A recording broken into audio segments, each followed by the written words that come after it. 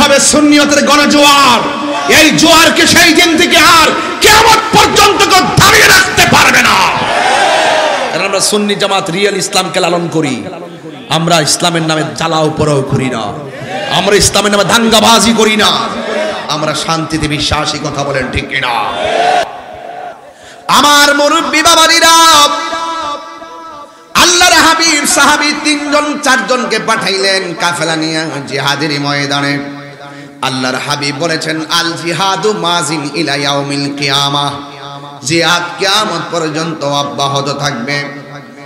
জাফর রাদিয়াল্লাহু তাআলা আনহু তার হাতের মধ্যে তলোয়ারটা নিয়েছে। আপনারা জবান খুলে বলেন, সাহাবে কেরামের গায়ের ভিতরে গায়ের জোর না বেলায়েতের জোর? এই বেলায়েতের জোর নিয়ে সাহাবী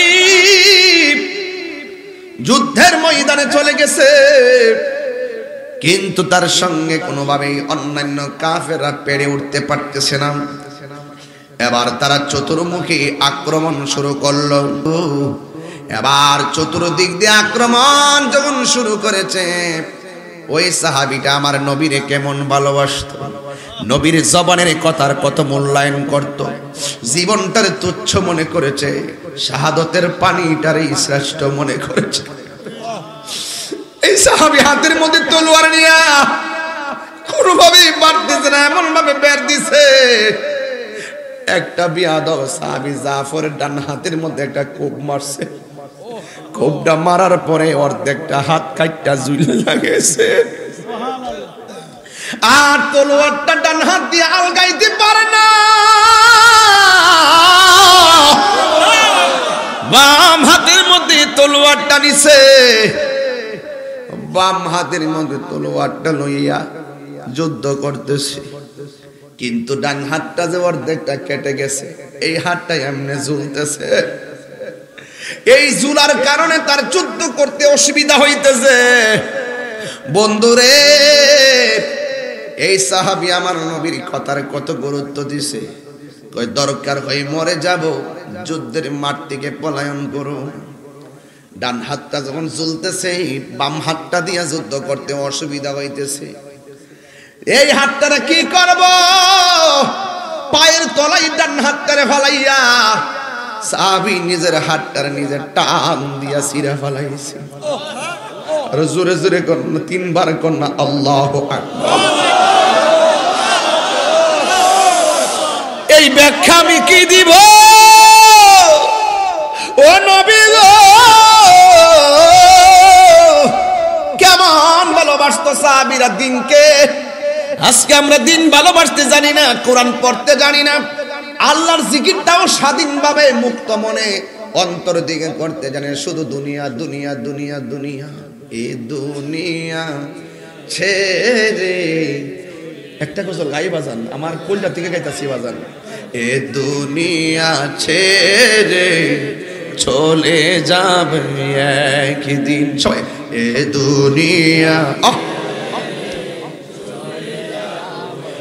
একদিন মায়ারি বাঁধন ভেঙে যাব, একদিন মায়ারি বাঁধন ভেঙে যাবে একদিন। আসিব না আমি আর আসিব না এ ভুবনে কোনো দিন, এ দুনিয়া। এই তো বাড়ি গাড়ি ক্ষমতা সবই চলে যাব আমি, পরে রবে সবই।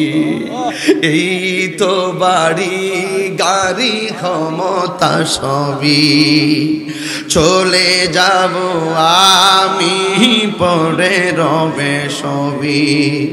দুনিয়ার মায়া সব দুনিয়ার পরে রবে একদিন, এ দুনিয়া ছেড়ে চলে যাব একদিন, এ দুনিয়া ছেড়ে। মাশাআল্লাহ, খুব ভালো লাগতেছে আজকে করিমগঞ্জের মাহফিল। এ দুনিয়া ছেড়ে চলে যা, একদিন মায়ারি বাঁধন ভেঙে যাব একদিন আসিব না আমি আর আসিব না এ ভুবনে কোনো দিন আসিব না আমি আর এ ভুবনে আহা এ দুনিয়া ছেড়ে চলে যাব একদিন মায়ারি বাঁধন ভেঙে যাব একদিন জোরে জোরে কি আল্লাহু আকবার বলা যাবে না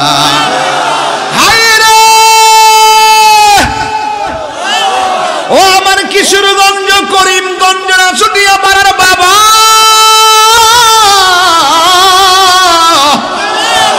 নিজের হাতটা নিজের টান্দা ছিঁড়া ফেলাইছে আল্লাহ রহমতের দরিয়ায় জোশমাইরা উঠছে আল্লাহু আকবার হে বন্ধুরি এবার সাহাবীর বাম হাতের মধ্যে তলোয়ারটা লইয়া এমন ভাবে যুদ্ধ শুরু করলেন এবার কাফেররা বলে একটা হাত যেমনে কাটছে এটারও এমনি কাটার দরকার ওই পলিসিতে তারা ডানে বামে সামনে পিছনে পিছন দিক দিয়ে একটা বিয়াদব খেল দিয়া সামনের বরাবর থেকে এমন জোরে বাম হাতে একটা কূপ মারছে বাম হাতটার অর্ধেক কাটে নাই ডাইরেক্ট কাটটা তলোয়ারটা জমিনে পড়ে গেছে এই সাহাবীটা কেমন পাগল এই পাগলটা কেমন পাগল এবার যখন তলোয়ারটা পড়ে গেল এবার তিনি ঝাম্মাইরা তলোয়ারের গোড়ায় যাইয়া দাঁত দিয়া কামড় দিয়া তলোয়ারের ডান্ডাটা কামড় দিয়া আবার সোজা দাঁড়ায়া আয়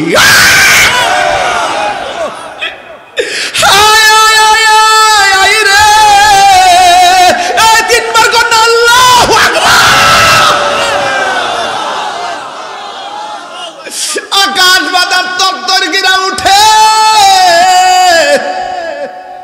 এবার দাঁত দিয়ে কামড় দিয়া দুইরা দাঁড়াইয়া গেছে ডান হাতটাও নাই বাম হাতটাও নাই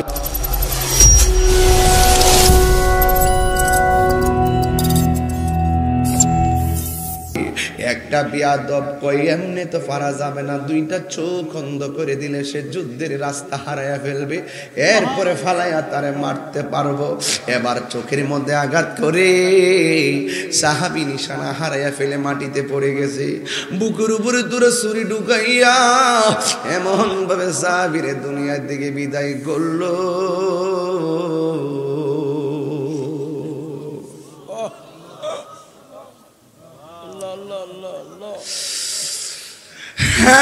এমন ভাবে দুনিয়ার থেকে বিদায় করে দিল আমার নবী কই সাহাবীরা রে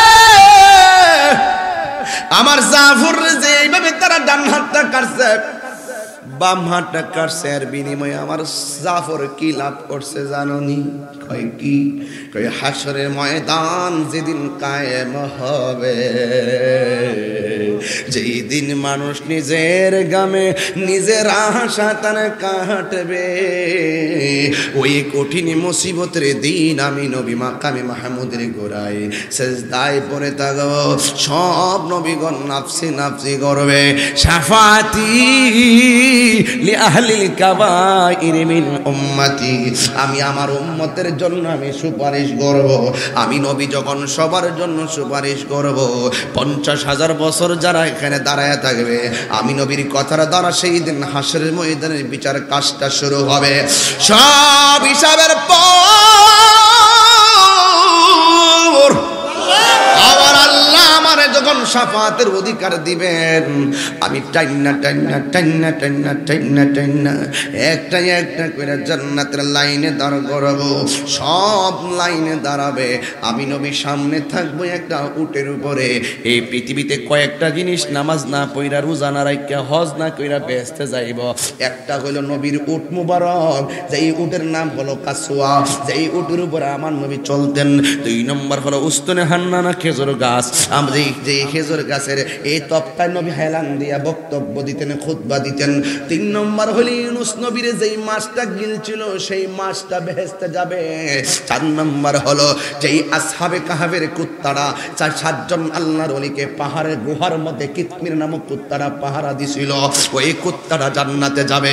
আরে বাইরে ভাই, ইবাদত কইরা জাহান্নামে চলে যাবে অনেকেই, কিন্তু অনেকে মহব্বত কইরা জান্নাতে চলে যাবে।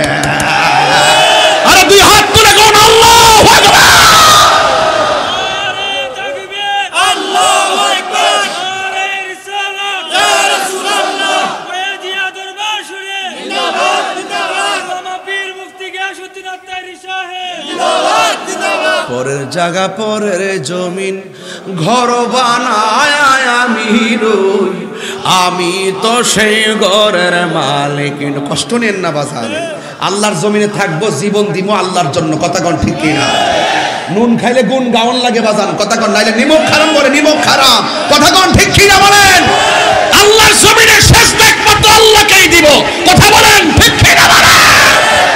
পরের জায়গা পরের জমিন আমি তো সেই ঘরের মালিক নয়, বলো পরের জায়গা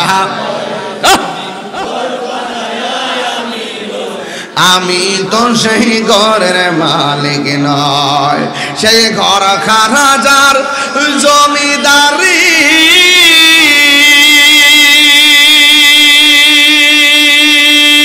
আমি পাই না তার হুকুম জারি, সেই ঘর খানা যার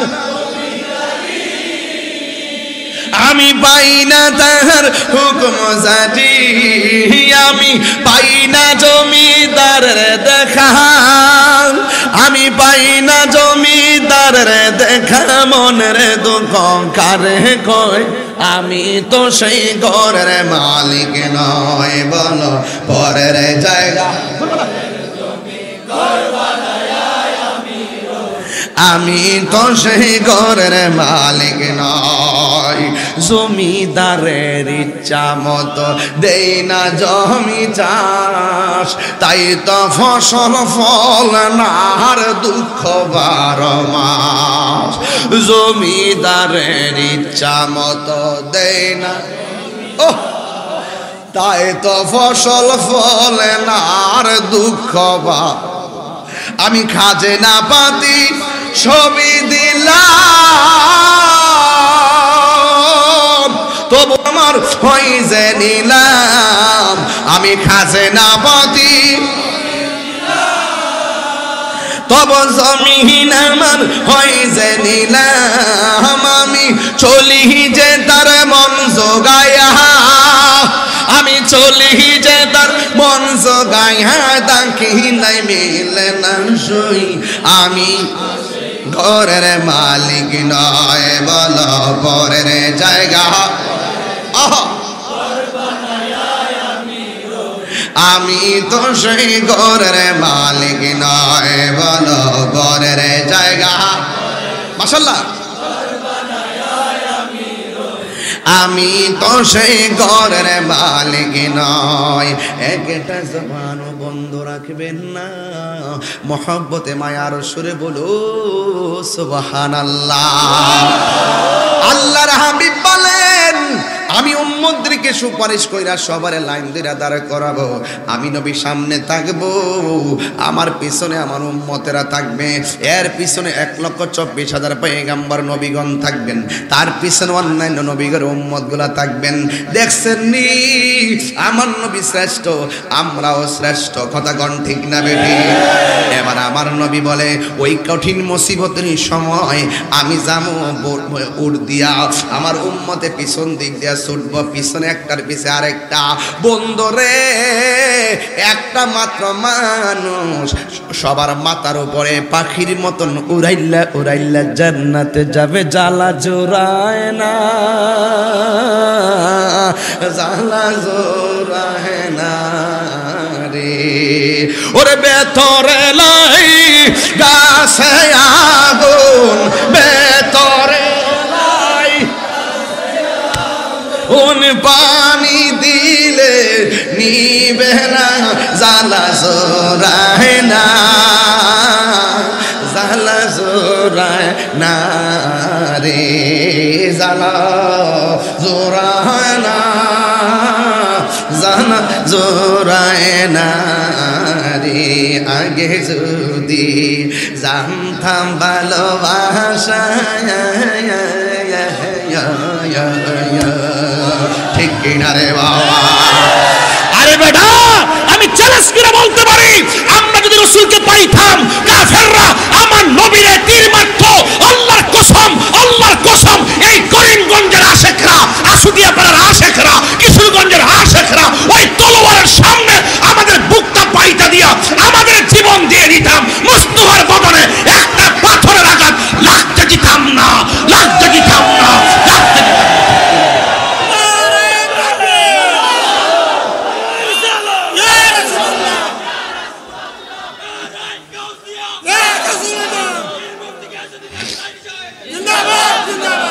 এটা হইল প্রেম। এটা কি? এটা কি? সে যেটা হাত কাটছে দুনিয়া, সম্মান বাইরে যাবে আখেরাতে।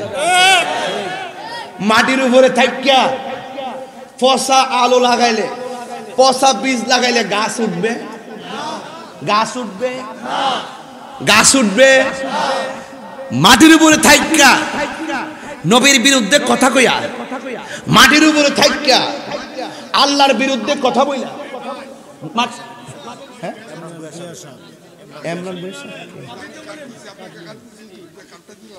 ও আচ্ছা আচ্ছা, ঠিক আছে।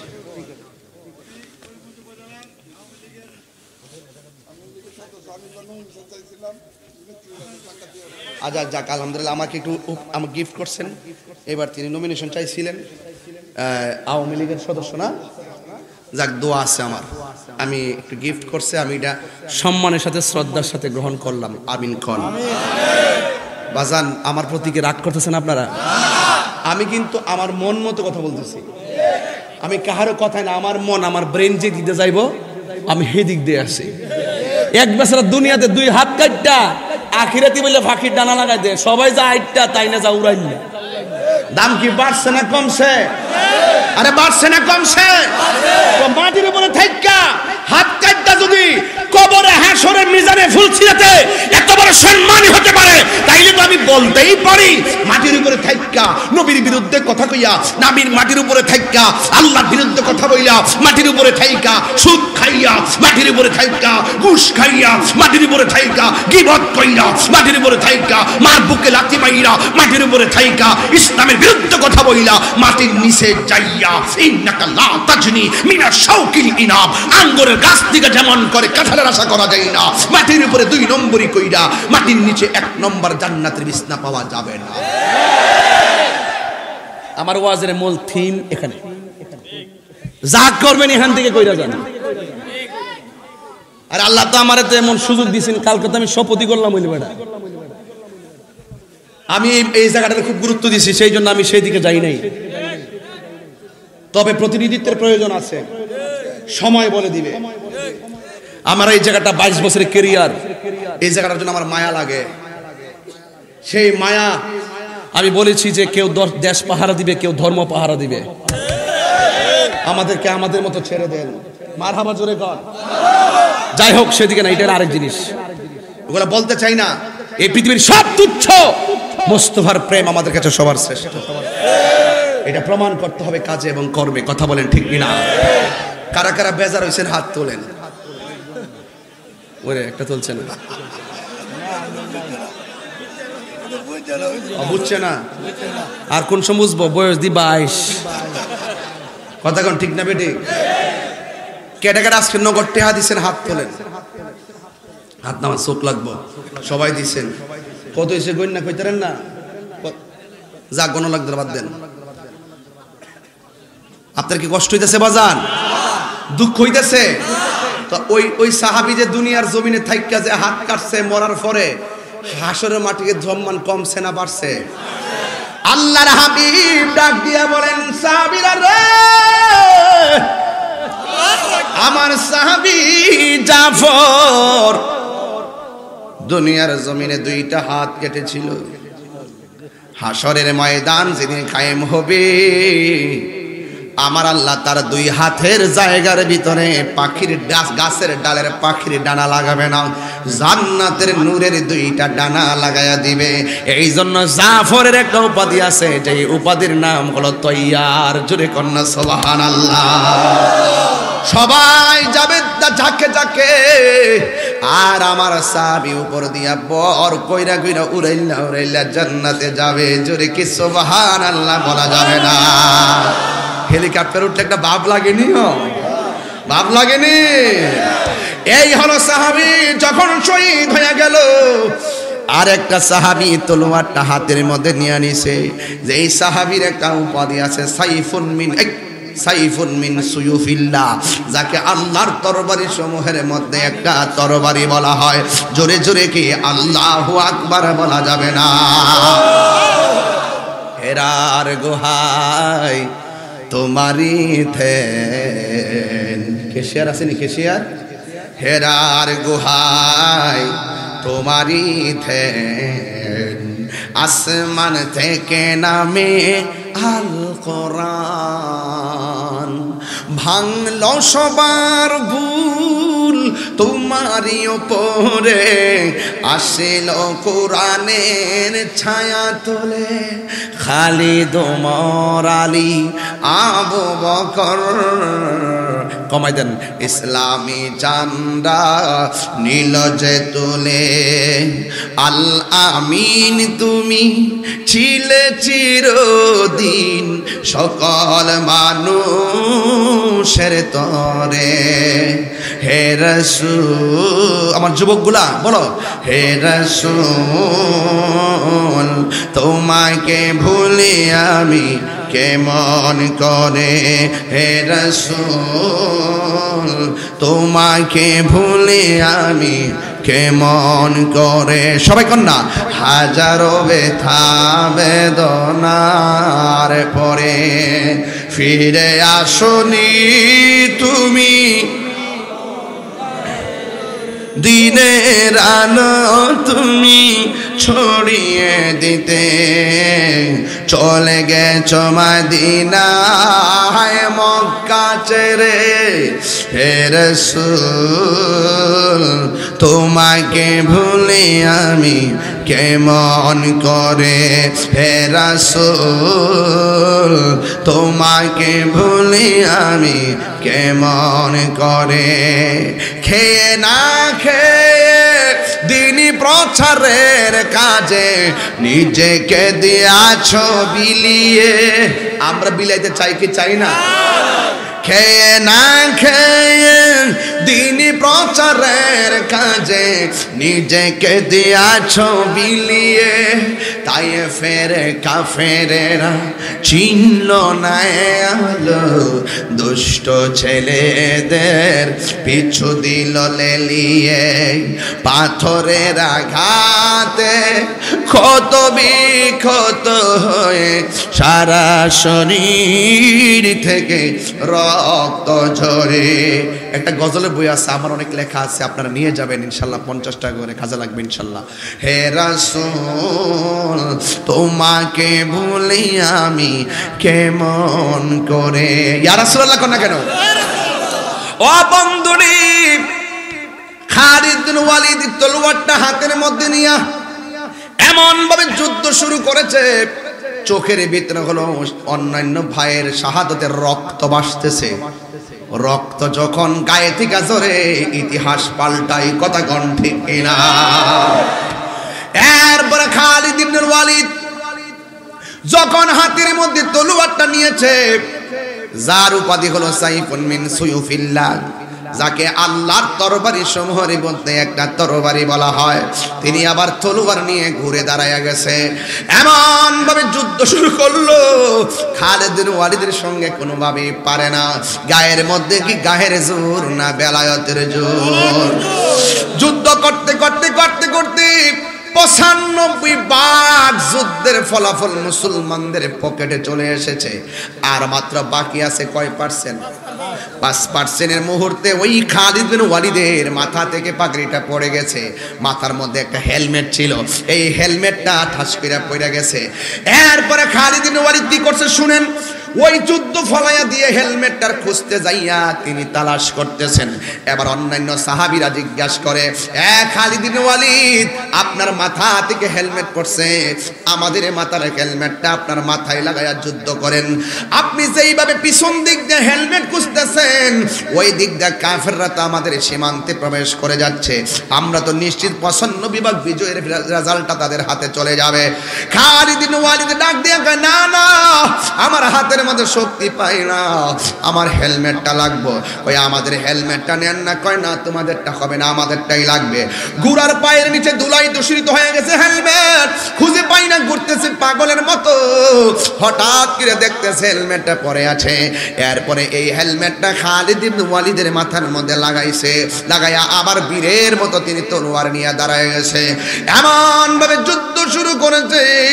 যুদ্ধ করতে করতে করতে করতে আমার আল্লাহ রাব্বুল আলামিন খালিদ ইবনে ওয়ালিদের নেতৃত্বে ওই মুতার যুদ্ধের বিজয়ের ফলাফল আমার আল্লাহ দান করে দিয়েছে।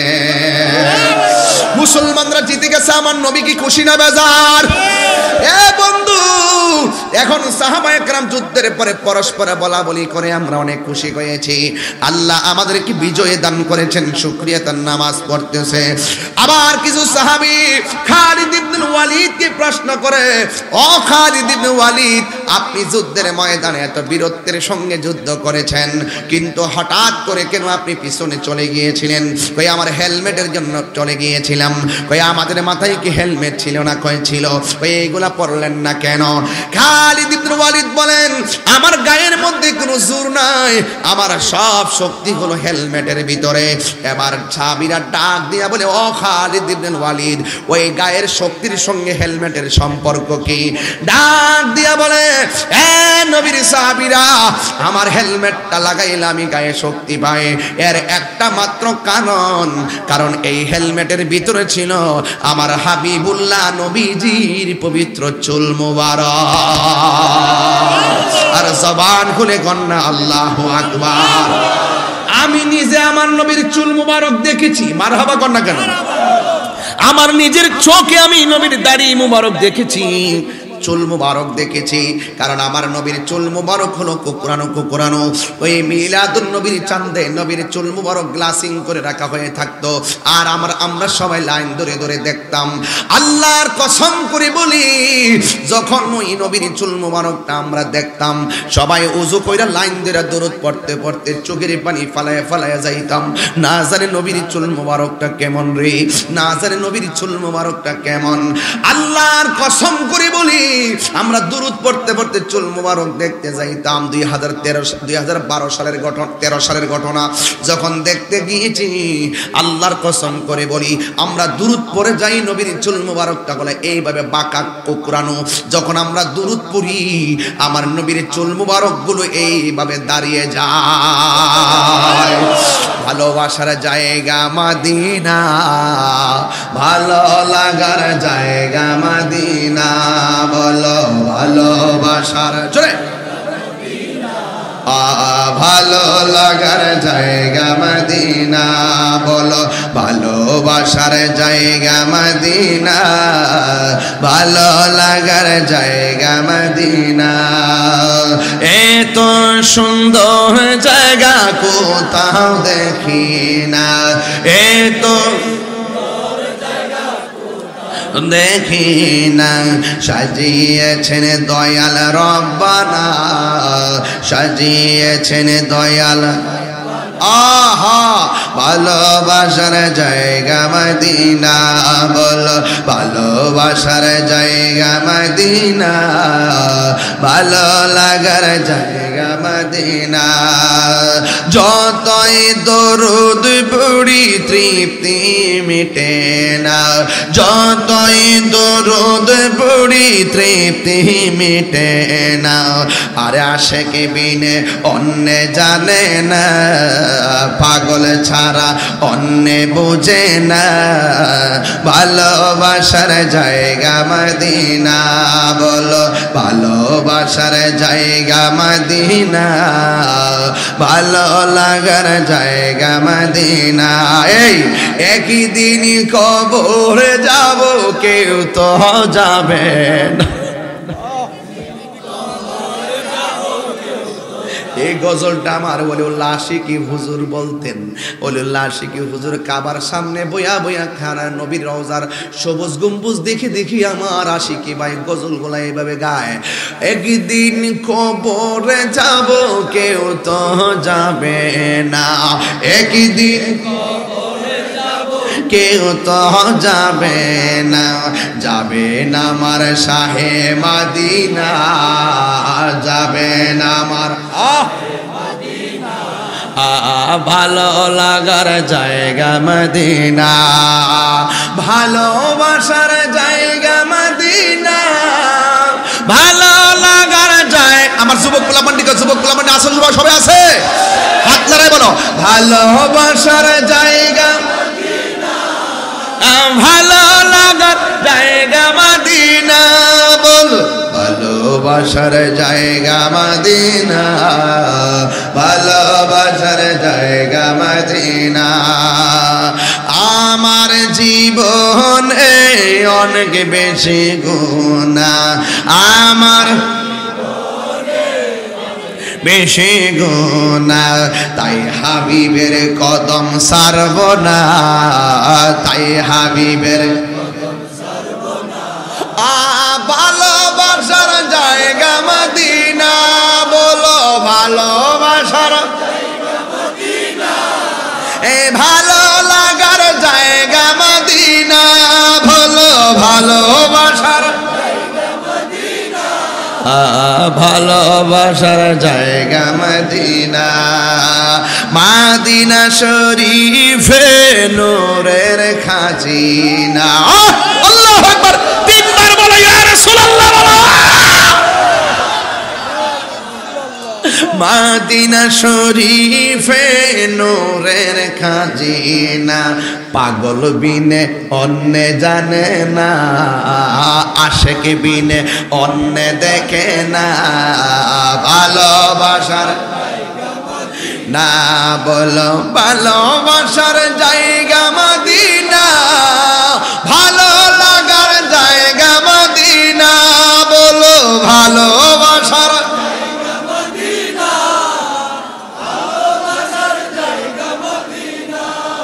মারহাবা কন্যা। কেন কষ্ট লাগছে বাজান, ও বাজান কষ্ট লাগছে রে। যার মাঝে নবী আছে তার সম্পদ আছে না নাই? যার অন্তর নবী আছে তার পাওয়ার আছে না নাই? যার মাঝে নবী আছে কবরে কি তার টেনশন আছে?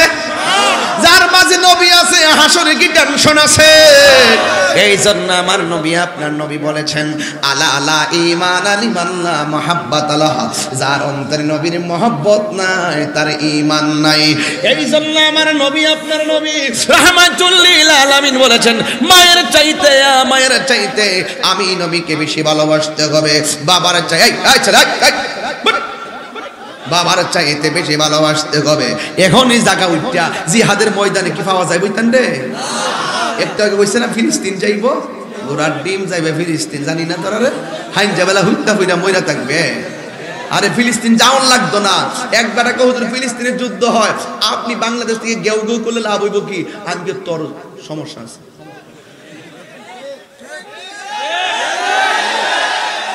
রোহিঙ্গা বলে কি ফিলিস্তিন যাইতে হবে না।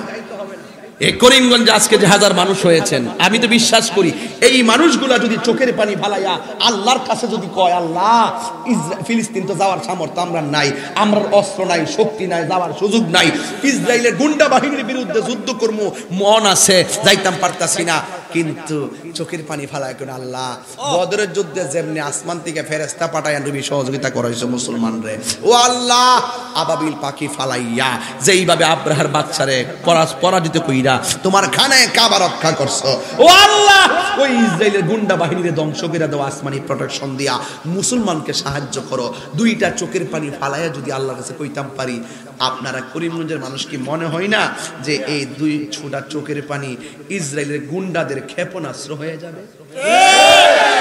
যাওন লাগবো ভালোবাসা থাকলে দূরত্ব কোনো ব্যাপারই না ভালোবাসা থাকলে দূরত্ব কোনো ব্যাপারই আমি জানি জিন্দা থাকলে নিন্দা হবে প্রশংসা হবে স্মরণ সবাই এমন কিছু কইরা দিয়া যাইতাম চাই যেন মরার পরে মানুষে কয় কথা কোন ঠিক না ডাইরেক্টটা মনে রাখেন জিন্দা থাকলে নিন্দা হবে প্রশংসা হবে স্মরণ সবাই এটা সব মার্কেটে ভাইতে না এটা খুব চিন্তা ভাবনা করে বানানো কথা বলেন ঠিক না বেটে জিন্দা থাকলে নিন্দা আছে না নাই আমারে বাজান ফেসবুকের মধ্যে তুই যা কইলাম না ঢোয়ার সময় কিটা গেউ করছে কম করতেছে আমারে জ্বালায়া মাছের 2 হুলা দেয় আমারে 3 ফিটে দিয়া হুলা দিতেছে আমার 8 ফিট আর হুলা দিতেছে মাছের তো এমনে দে আর আমার এমনে দে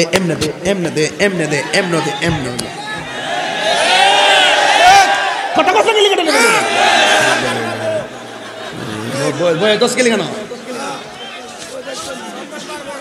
রাজি আছেন কিনা বলেন আমরা কি ফিলিস্তিন যাওন লাগবো এরপরে যদি তো তারপরে যদি আমরা সুযোগ করে দেয় আমরা যাবো আর প্যালেস্টাইন দূতাবাসের মাধ্যমে আমরা তাদের জন্য সহযোগিতা পাঠাবো কথা বলেন ঠিক না বেঠে রাজি আছেন না নাই বলেন এই জন্য সাহাবায়ে কেরাম হকের জন্য জীবন দিছে কি দিছে না তো এখন কি তা খানকাত বইয়ে থেকে আল্লাহ আল্লাহ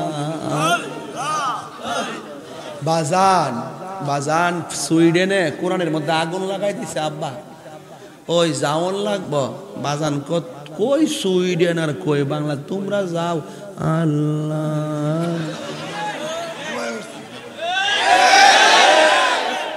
সময় খানকায় বসে থেকে চোখের পানি ফেলে আল্লাহর কাছে সাহায্য চাইতে হবে আর প্রয়োজনে রাস্তার ভিতরে তলোয়ার নিয়ে বাতিল অপশক্তির বিরুদ্ধে রুখে দাঁড়াতে হবে এটা নামই হলো ইসলাম কথা বলেন ঠিক কিনা বলেন অনেকে কবেন হুজুর সিল্লান কিল্লে আমি কইছি না দুইটা নিয়ম আছে একটা নরম একটা গরম আমি এক সময় কথা বলি আবু বকরের চরিত্রে আরেকবার কথা বলি উমরের চরিত্রে আমার আপনারা সব জায়গায় পাইবেন ইনশাআল্লাহ কন্যা গিলে আমি আপনারা লাগে আসি ইনশাআল্লাহ ওই আগের তাহিরি তো এই তাহিরি নাকি বেজাল আছে জিন্দা থাকলে নিন্দা হবে প্রশংসা হবে স্মরণ সবাই ইনশাআল্লাহ কন্যা কেন ইনশাআল্লাহ কন্যা কেন এমন কাজ করেন না স্মরণ সবাই মানুষের নিন্দা করব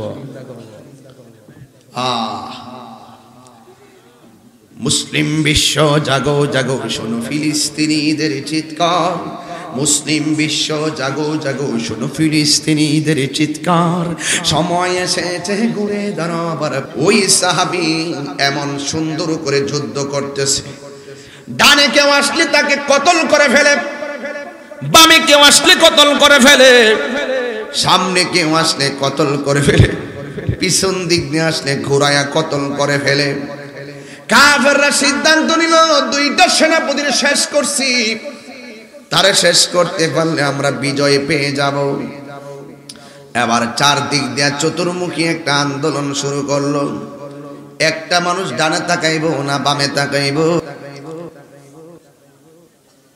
কথা বল না কেন খোদার কসম করে বলছি দেখবেন আমি কখনো নরম সুরে কথা বলি আমার ছাত্র জীবন থেকে আমি গরম ভাষায় কথা বলি আমার জীবন এমন গেছে আমার হাতে যে কাটাগুলো দেখছেন এই কাটাগুলো সব স্টেনের কাটা আমি মাইক সিরা বিরে ভালো দিয়েছি আসেনি দাগ আসেনি এই দাগ সব স্টেনের মাইকের দাগ এগুলা ফালাইছি যে লয়ে হারিয়ে গেছি গা শরীরটা মানা নাকি তা করতাম আরে আমি তো ওই সময় থেকে বুঝাইতে চেষ্টা করেছি যে কখনো কখনো খানকায় ধ্যান করার নাম ইসলাম মসজিদে মুরাকাবা করার নাম ইসলাম নদীর পাড়ে ধ্যান করার নাম ইসলাম ওই জঙ্গলের ভিতরে মুরাকাবার নাম ইসলাম মুশাহাদার নাম ইসলাম ফানার তবকা ইসলাম বাকার তবকা ইসলাম এটাও ইসলাম আবার কখনো কখনো কেউ যদি ইসলামের বিরুদ্ধে কোরআনের বিরুদ্ধে আল্লাহর জাত এবং সিফাতের বিরুদ্ধে কথা বলে তাদের বিরুদ্ধে রাজপথে তলোয়ার নিয়ে নেমে যাওয়ার নামও ইসলাম হাত তুলে বলেন ঠিক কিনা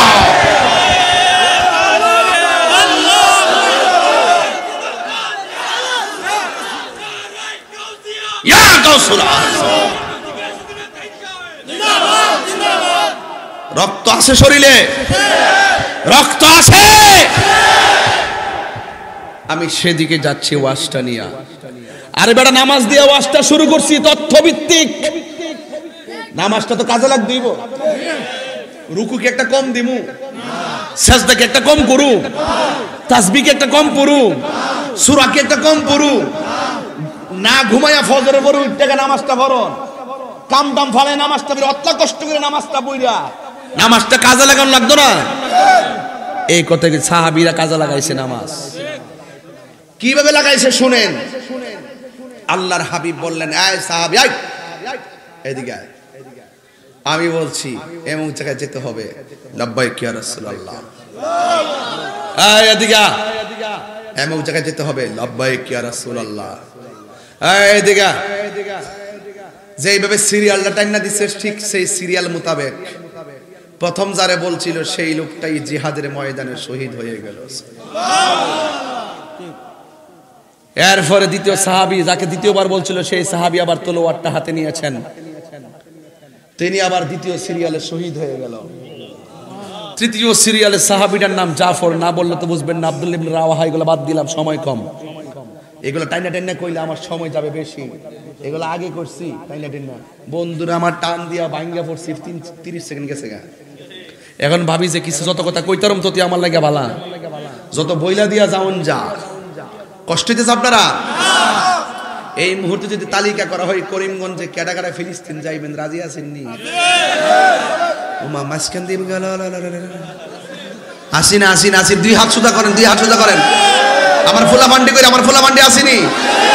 অ্যাকশন অ্যাকশন অ্যাকশন অ্যাকশন, ইসরায়েলের বিরুদ্ধে, ইসরায়েলের বিরুদ্ধে, কাদিয়ানির বিরুদ্ধে, শিয়াদের বিরুদ্ধে, অ্যাকশন অ্যাকশন। ফোলামান্ডি আসিনি আমার, তোরা থাকলে চলবো। কোনো এক সময় ডাক দেবো ঢাকার সোহরাওয়ার্দী উদ্যানে, সবাই যার যার জায়গা থেকে যাইবেন ইনশাল্লাহ, রাজি আসেনি ইনশাল্লাহ।